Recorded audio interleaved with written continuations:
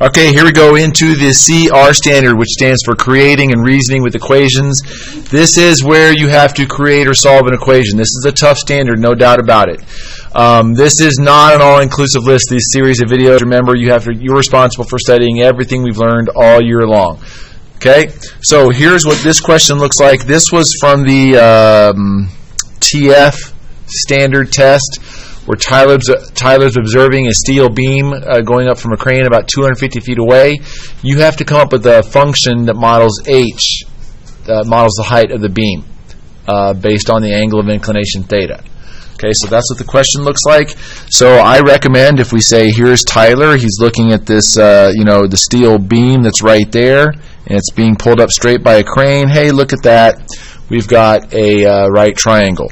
This is the height of the beam, and they say it's 250 feet away. He's looking up at this angle theta. So this is just like that Talisa shadow video. How do we solve for H here? What's the function we use?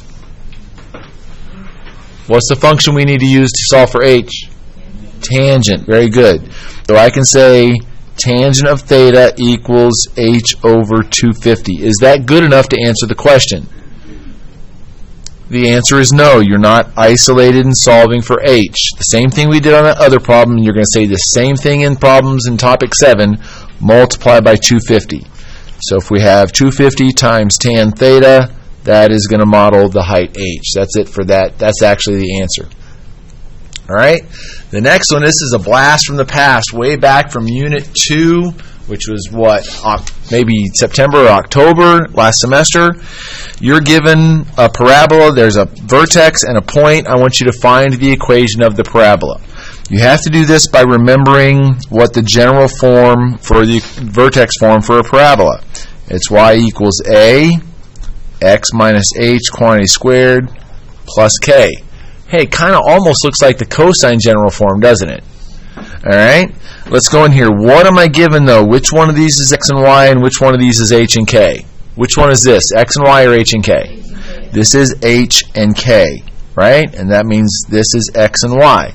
So we plug in those 4 values, and we solve for a, following the correct order of operations.